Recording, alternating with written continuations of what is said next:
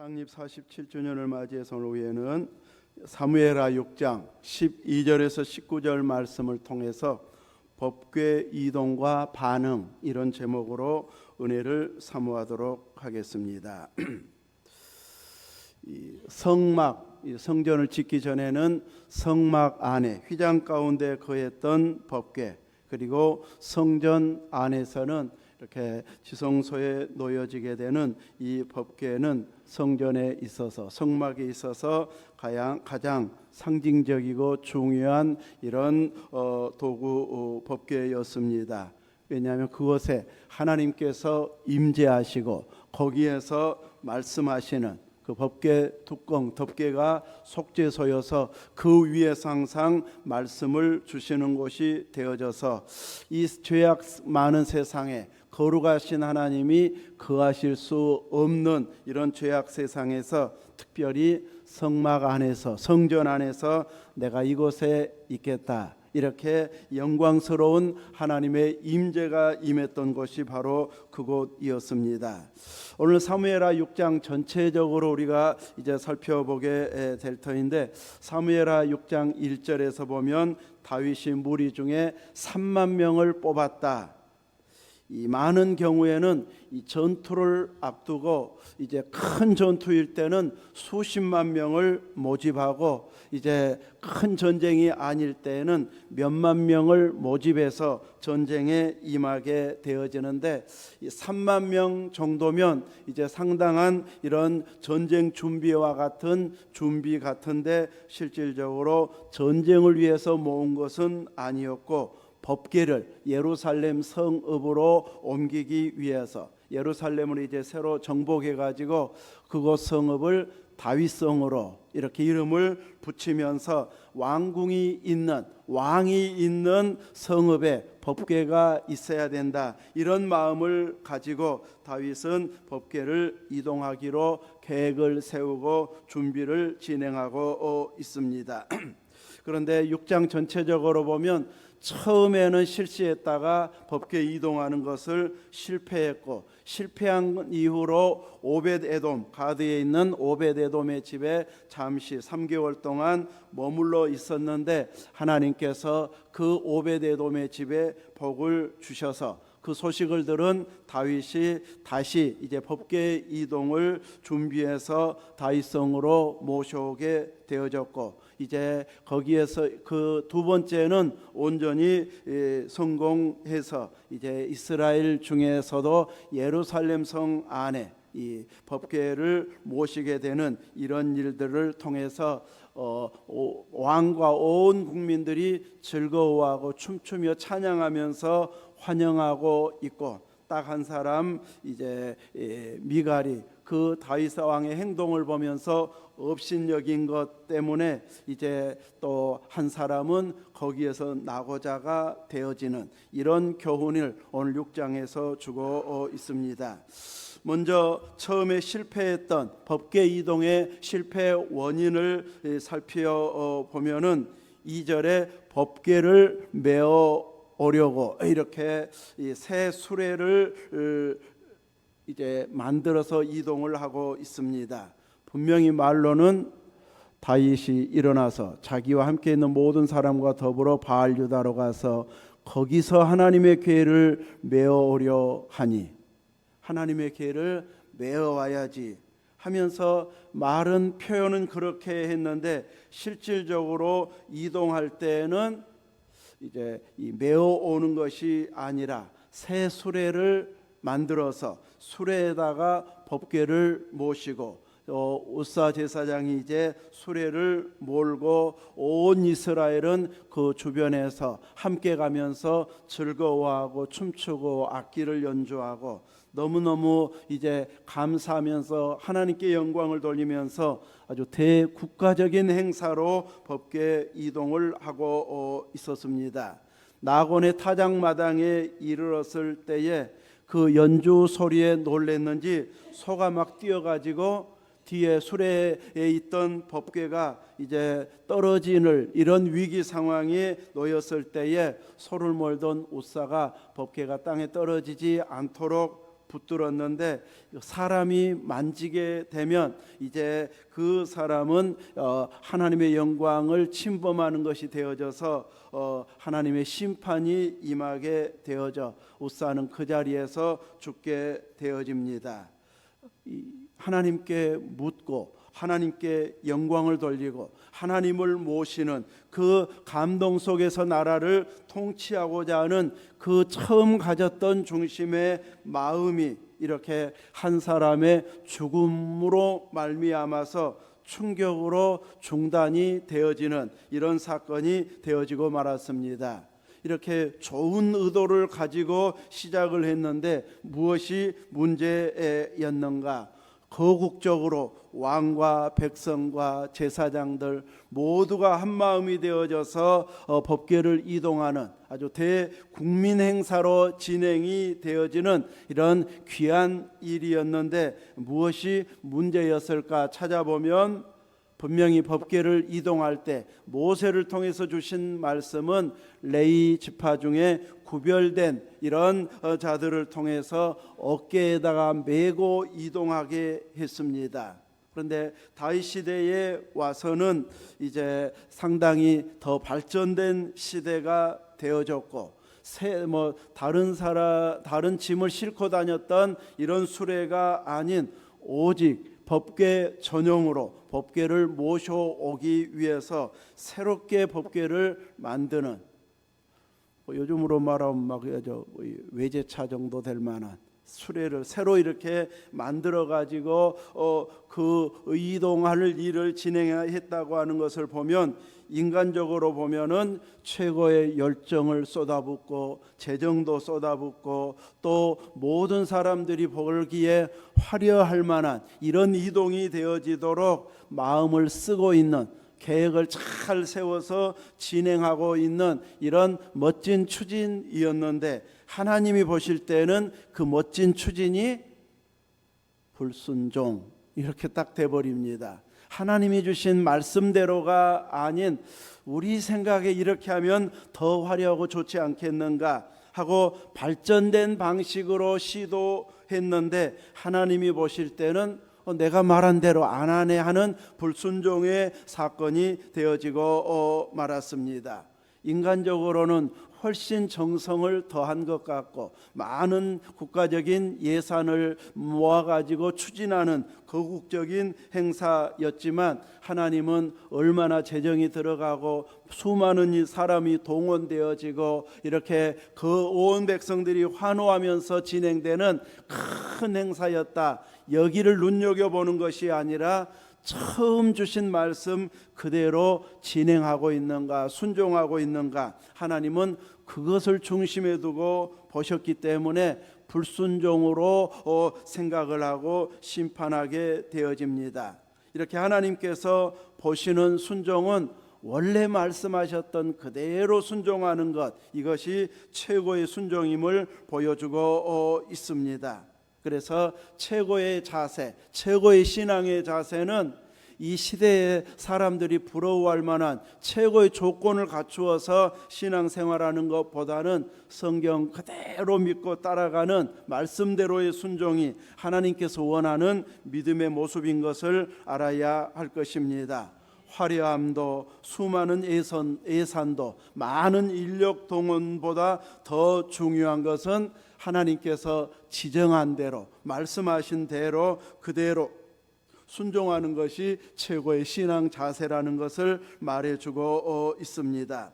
사람들로부터는 꽤나 칭찬받고 수많은 사람들이 동원이 되어져서 최고의 작품 그 어떤 수레보다도 화려하고 좋은 이런 수레를 만들었을 것입니다. 꽤나 괜찮은 아이디어로 보였고 최고의 실력자들을 통해서 그것을 만들게 했을 수는 있어도 하나님 마음을 흡족하게는 하지 못하는 비정상적인 이런 행사로 하나님은 보시고 그 일을 심판하고 있는 것을 보이고 있습니다. 때로는 보통 사람들이 또 충성된 사람들이 생각지도 못한 기특한 방식으로 하나님 앞에 헌신하고 계획을 세우고 어떤 일을 화려하게 추진하는 것이 참 저분 대단해 할 만큼 칭찬받을 만한 기특한 생각이 때로는 말씀의 불순종의 길이 되어져 버릴 수 있다는 것을 우리로 하여금 이제 깨닫게 하고 있습니다. 말씀에 어긋난 것은 아무리 기특한 생각이고 다른 사람들이 따라올 수 없는 대단한 실력가가 추진해서 만들어낸 기한이라 할지라도 하나님은 결코 말씀에 어긋난 화려함, 말씀에 어긋난 많은 것을 동원한 이런 시도를 결코 기뻐하시지 않는다는 것을 보여주고 있습니다. 그래서 하나님은 진노하셨습니다. 단순하게 말씀 그대로 순종하는 것, 이것이 믿음 있는 모습이고 하나님께서 흡족하게 여기시는 것임을 보이고 있습니다. 다윗 이전의 왕이었던 사울 왕도 이제 아말렉과 싸움에서 좋은 짐승들, 제물로 쓸 수 있는 제물들을 남겨두었다가 사무엘 선지자에게 책망을 받으면서 순종이 무엇보다 낫다, 제사보다 낫다 하면서 오히려 하나님의 제사를 위해서 잘 관리하고 보관해 두었다고 칭찬받는 것이 아니라 불순종했다고 책망을 받고 있고, 그 결과는 왕위에서 이제는 멀어져가는, 또 다른 사람을 왕위로 더 나은 자에게 주겠다, 이런 말을 듣게 되어지는 계기가 되어버리고 말았습니다. 그래서 우리의 신앙은 시대가 발전한 것 같고 문화가 발전한 것 같아도 하나님을 섬기는 자세는 항상 말씀대로 순종하는 삶, 하나님이 주신 그대로 따라가는 것, 이것이 최고의 자세인 것을 알아야 할 것입니다.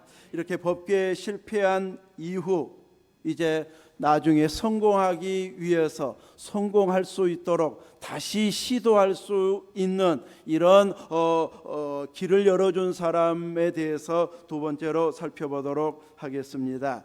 하나님께서 충돌하셔서 법궤를 이제 몰고 왔던, 수레를 몰고 왔던 웃사를 치어서 그 자리에서 죽게 되어지고, 그리고 나서 이제 왕은 결단을 내리고 예루살렘 성으로 모셔오는 것을 중단시키고 법궤를 이제 가드 사람 오벳 에돔의 집으로 옮겨서 그곳에서 법궤를 모시게 하고 있었는데, 하나님께서는 그 오벳 에돔의 집에서 석 달 동안 머무는 동안에 오벳 에돔과 그의 온 집에 복을 주셨다.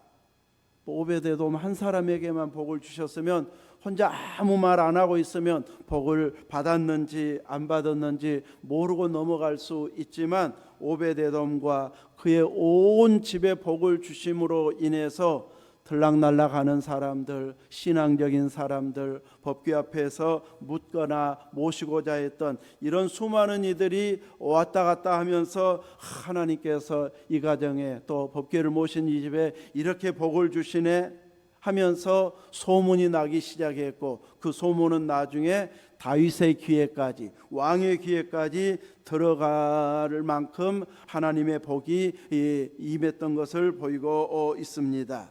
다윗은 자기가 죄인이어서 하나님과 함께 있기를 싫어해서 안 온 줄로 생각하고 낙심도 되었을 터인데, 오벳에돔이 모시고 갔을 때에 그 가정에, 그 집에, 온 집에 큰 복을 주셨다는 말을 듣고, 하나님께서 이곳에 오시는 것을 싫어하는 것은 아니구나 하는 것을 깨닫고 법궤 이동에 있어서 실수한 것을 찾아내고 거기를 교정해서 이제는 수레를 통해서 운반하는 것이 아니라 율법 그대로, 모세가 주었던 말씀 그대로 이 레위인들이 직접 메고 이동하는 이 말씀대로의 방식을 시도했을 때에 성공적으로 법궤를 이동시킬 수 있었습니다. 이렇게 다시 모셔오기로 작정을 하고 계획을 세우고 추진할 수 있도록 왕에게 용기를 준 자가 누구인가 했을 때에 바로 오벳 에돔의 집이 복을 받았다네, 이 말을 듣고서 다윗이 다시 모셔올 계획을 세울 수 있게 되어진 것을 보게 됩니다.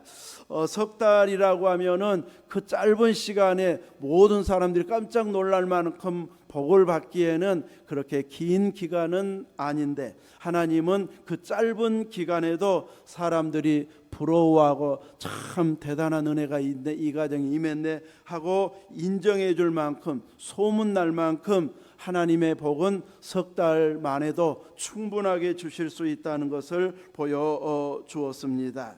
이렇게 믿음의 사람들과 믿지 않는 사람들까지도 예수님을 믿는 내 주변에 있는 사람에게 특별히 하나님 주신 복을 받게 되어진 것을 알게 되어지면, 하나님이 이렇게 잘 되게 해주셨네, 하나님이 복 주셨네, 이런 말은 안 믿는 사람들도 하는 경우도 있고 믿는 사람들도 하는 경우도 있습니다. 이렇게 특별하게 하나님께서 복을 주신 것이 사방으로 소문이 퍼져 나갈 만한 이런 인물이 우리 한 사람 한 사람이 되었으면 좋겠습니다. 그래서 누군가가 하나님을 잘 섬기면, 열심히 믿으면, 깨어 기도하면 하나님이 저런 방식으로 응답해 주시는구나 하면서 나도 따라가야지 할 만한 이런 선한 영향력이 이제 이런 사람들을 통해서 확산이 되어지는 이런 은혜가 있기를 바랍니다.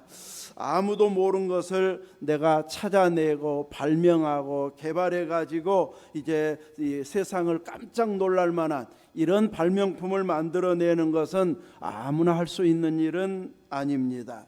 그런데 누군가가 먼저 시도해 가지고 저렇게 하면 되는구나 하는 것을 보고 난 후에 만드는 것은 처음 개발자보다는 어렵지는 않습니다. 그래서 저 방식으로 하면 되겠구나 하면서 이제 알게 되어지는데, 하나님의 복을 받은 사람들을 내 주변에서 보게 되어지면 저렇게 신앙생활하면 하나님이 좋아하시구나, 복 주시구나, 저렇게 섬기면 하나님이 기뻐하시는구나 하는 것을 보면은 나도 흉내내고 따라서 하고 같이 하고 따로 해도 그 방식으로 하면은 금방 그만큼 할 수 있는 단계까지 올라가는데, 개발자보다는 많은 시간 걸리지 않고 금방 그 수준으로 끌어올릴 수 있습니다. 아마 유명한 셰프가 정확하게 계량을 해가지고 각각의 재료들을 이만큼 넣으면 이 맛이 납니다 하고 자기가 만든 음식을, 레시피를 세밀하게 소개해가지고 모두가 사용할 수 있는 방법을 이렇게 발표를 한다면, 일반 사람들도 그와 똑같은 방식으로 하게 되어지면 비슷한 맛을 내기도 하고, 어떤 사람은 원래 개발한 사람보다 더 맛있게도 하고 못하기도 하는, 그러나 비슷한 수준으로 끌어올리는 것은 그렇게 어렵지 않는 이런 경우도 있게 되어집니다. 그런 것처럼 우리의 믿음 생활, 교회 생활, 봉사 생활, 헌금 생활, 기도 생활을 저분처럼 해야지 하고 보고 따라하면은 훨씬 더 금방 해낼 수 있습니다.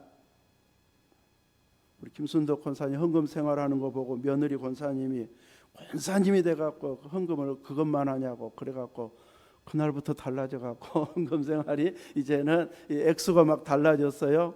주일헌금 액수가 달라지고 막 11조가 달라지고, 이런 식으로 이렇게 누군가가 딱 정확하게 꼬집어서 보여주거나 지적하면 나는 조금이라도 이렇게 아낄 방법을 찾았었는데, 권사님은 그렇게 하면 안 되겠구나, 이렇게 한번 깨달아지면 달라지는 이런 모습이 생겨나게 되어집니다.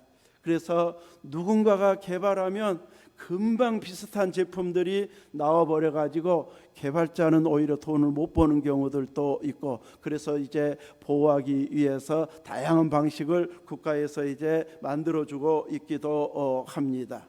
비슷한 성분들, 비슷한 효과가 나오게 하는 것은 따라하는 사람들은 금방 할 수 있게 되어지는 것을 보는 것처럼, 우리들도 누군가가 복을 받은 내 모습을 보면서 신앙생활은 저분처럼 하면 되겠구나, 기도생활, 헌금생활, 봉사생활 저분처럼 하면 되겠구나 하고 내가 딱 깨달아진 부분에 흉내내고 따라하는 것은 마음이 딱 가 있으면 금방 비슷하게 해낼 수 있다는 것을 오벳에돔을 통해서 보여주고 있습니다. 오벳에돔이 없었더라면, 그냥 모시고만 있었고 뭐 달라진 건 아무것도 없었다면 다윗은 법궤를 모셔오려고 하는 시도를 한동안 하지 못했을 것입니다. 그런데 석 달 기간을 지켜보면서 오벳에돔의 집에 저렇게 큰 복을 받는 것은 법궤를 모셔온 것밖에 없는 것 같은데 하면서 깨달아졌을 때 법궤를 왕궁이 있는 예루살렘에 모셔온다면 나라 전체가 또 왕이 복을 받겠구나, 이런 마음으로 다시 모셔올 수 있는 새 마음을 품을 수 있었고, 세 번째로 다시 시도했을 때에는 이제 결과가 이렇게 온전히 성공적으로 법궤를 이동할 수 있었습니다. 세 번째로 이동했다는 말이 아니고 세 번째 설교 말씀의 내용이라는 것입니다. 이 첫째는 실패, 두 번째는 오벳에돔을 통해서 하나님 주신 복이 이제 보여지게 되어졌고, 세 번째 문단에서는 이렇게 그 행동을 보면서 다윗이 다시 법궤 이동을 시도해서 이렇게 모셔왔을 때에 성공적으로 법궤를 옮겨올 수 있었다는 것을 오늘 본문에서 말해주고 있습니다. 이렇게 법궤가 성공적으로 이동되어졌을 때에 사람들의 반응이 어떠했는지를 오늘 6장에서는 자세하게 설명을 해주고 있습니다. 법궤가 중요하고 이동하는 것이 중요하지만 또 한편으로는 성공적으로 이동시킨 것에 대한 것을 보면서 어떤 반응을 보이느냐, 이것도 상당히 중요한 결과가 나오고 있습니다. 가장 먼저는 다윗 왕이 힘을 다하고 기뻐하며 즐거워하는 반응을 보이고 있습니다. 너무너무 행복해하는, 하나님의 법궤를 내가 모실 수 있다니, 이런 감격을 가지고 전에 낙심되었던 것을 회복을 넘어서 이제는 감격 속에서 법궤 이동을 바라볼 뿐만 아니라 같이 따르며 동참하고 있는, 행복해하는 이런 모습을 보이고 있습니다. 이렇게 법궤를 이동할 때에는 왕의 채통을 생각하기보다는 힘을 다해서 춤을 추면서 사람들의 평가가 아닌 하나님 앞에서 뛰놀겠다고 하는 이런 어린아이와 같은 자세로 기뻐하는 반응을 하나님도 기뻐하신다는 것을 알게 해주고 있습니다. 또 한편으로의 반응은 온 이스라엘 족속이 즐거이 환호했다고 15절에 말씀하고 있습니다. 왕이 기뻐하면서 함께 법궤 이동을 따르고 있고, 그 따르는 뒤에는 온 이스라엘 족속이, 온 국민이 이제 같이 기뻐하면서 환호하면서 따르고 있는 이런 모습을 보이고 있습니다. 오늘 사무엘하 6장에서 단 한 사람의 예외적인 인물을 소개하고 있는데, 그 반응이 기쁨에 참여하는 것이 아니라 업신여긴, 왕의 행동을 보면서 업신여긴 한 사람을 소개하고 있는데 바로 왕비 미갈이었습니다. 왕비 미갈의 눈에는 법궤가 눈에 들어오는 것이 아니라, 왕의 채통을 지켜야 되는데 백성들과 함께 뛰놀다가 막 바지춤이 내려간 것도 모르고 좋아하는 그 모습을 보면서 마음에, 그것도 겉으로 막 시녀들에게 소문 내면서 막 빨리 가서 좀 그런 행동하지 말라 이렇게 한 것도 아니고 속으로, 마음으로만 이렇게 업신여겼었는데, 그 업신여긴 마음의 생각을, 심중의 생각을, 업신여긴 것을 하나님은 눈여겨보시고 그 행동을 성경에 기록하고 있습니다. 하나님께서 기쁘게 임하고 있는데, 모셔오고 있는데, 그 기쁨의 즐거움에 반응하지 못하는, 동참하지 못하는 업신여긴 한 사람을 하나님은 한 사람이니까 하고 모른 척 넘어가 버리는 것이 아니라 마지막 우리가 본 20절에는 몇 절이죠? 23절에는 그러므로 사울의 딸 미갈이 죽는 날까지 그에게 자식이 없으니라. 업신여겼다는 그 이유로 인해서 미갈은 자식이 없었다. 당시 이스라엘에게 있어서는 대를 이을 후손, 자식이 없는 이런 자에 대해서는 큰 수치로 여겼는데 바로 미갈은 그런 수치심을 안고 일생을 보낸 자가 되어버리고 말았습니다. 이렇게 법계 이동의 즐거움만 표현했어도 하나님께서는 자식을 주었을 터인데 이 즐거움에 동참하지 못한 업신여긴 그 마음은 곧 왕을 위한 마음이 아닌 하나님을 향한 불만을 늘어뜨리는 이런 행동이 되어져서 결과는 자식이 없는 자가 되어버리고 말았습니다. 믿음 생활 잘하고 있는 사람을 괜히 비교하거나 비난하거나 속으로 업신여기는 마음은 순간적으로 우리 안에 들어올 수 있습니다. 이런 마음이 들어오려고 할 때에 우리는 단호하게 예수님의 이름으로 물리쳐 버려야 할 것입니다. 물리치지 않고 계속해서 그 생각이 내 안에서 반복하게 만들고 되뇌이게 만들고 다른 사람에게 막 이야기하게 만들면 그 책임 추궁이 나한테 돌아온다는 것을 보여주고 있습니다.